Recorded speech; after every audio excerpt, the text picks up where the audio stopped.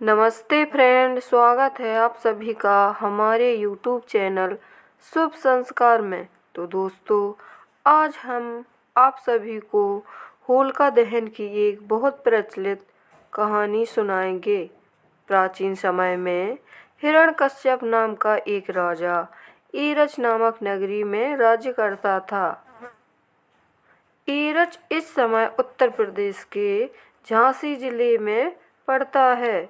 एक बार राजा हिरण्यकश्यप ने ब्रह्मा जी को प्रसन्न करके उनसे वरदान मांगा कि वे उसे अमर होने का वरदान दें, परंतु ब्रह्मा जी ने कहा कि इस संसार में कोई अमर नहीं हो सकता है, तुम कोई दूसरा वरदान मांग लो। राजा हिरण्यकश्यप कहता है कि हे भगवान, ना मैं मानव से मरूं और ना ही दानव से, ना दिन में मरूं ना रात्रि में मरूं और ना ही घर के अंदर मरूं और ना बाहर, और ना किसी अस्त्र से ना शस्त्र से, ना ही पशु पक्षियों से और ना ही जमीन पर ना आसमान में। मुझे आप ऐसा वर दीजिए। ब्रह्मा जी ने कहा कि वत्स, ऐसा ही होगा, और वे अंतर्ध्यान हो गए।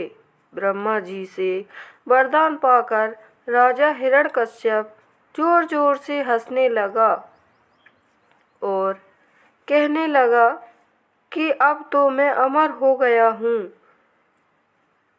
और अब मैं भगवान बन गया हूँ। वह चाहता था कि सब भगवान विष्णु की तरह उसकी पूजा करें, और उसने अपने राज्य में विष्णु पूजा को बंद करवा दिया था। वह चाहता था कि सभी उसी को भगवान माने और उसी की पूजा करें। राजा हिरण्यकश्यप की पत्नी रानी कयाधु और उनका पुत्र प्रहलाद भगवान विष्णु के परम भक्त थे।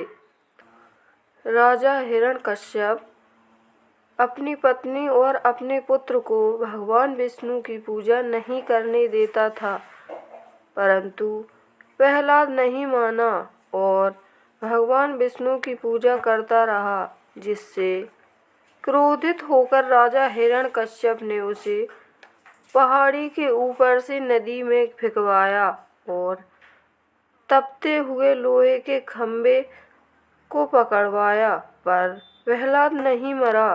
तो राजा हिरण्यकश्यप की बहन होलिका कहने लगी, भैया, आप मेरे साथ प्रहलाद को आग की चिता पर बैठा दीजिए, जिससे वह जलकर भस्म हो जाएगा।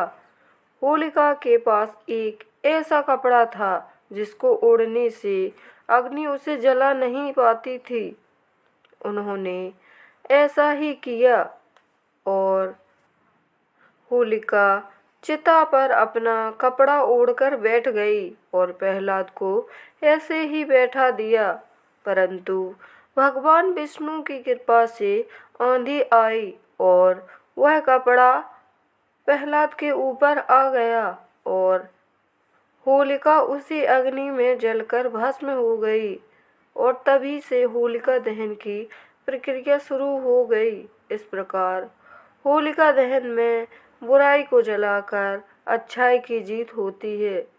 तो दोस्तों, ये थी होलिका दहन की कहानी। आपको कैसी लगी हमें कमेंट में ज़रूर बताना।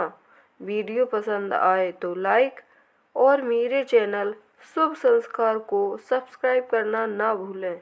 धन्यवाद।